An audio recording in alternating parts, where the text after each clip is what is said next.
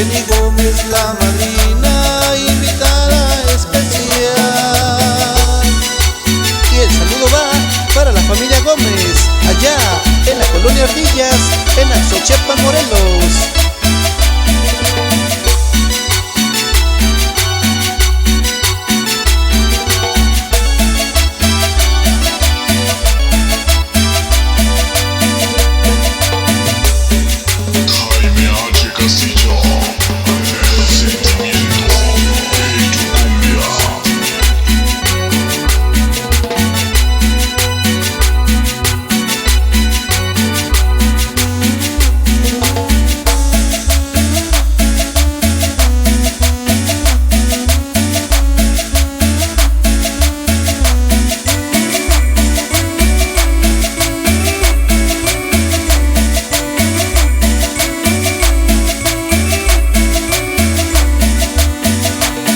Las chicas de Morelos preparándose están para el aniversario de Sonido Tesa.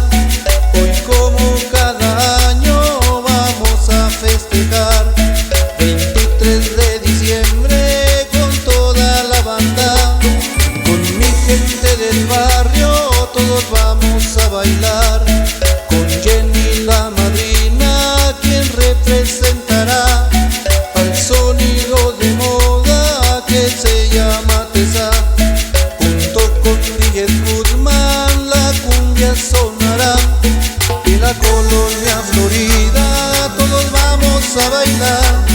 En mi lindo Axochiapan cumbia Jenny sonará. En la colonia Florida todos vamos a bailar. Con Jenny Gómez, la madrina, invitada especial. ¿Y cómo la goza mi compadre Jesús Ortiz? Hasta Minneapolis, Minnesota, en la Unión Americana.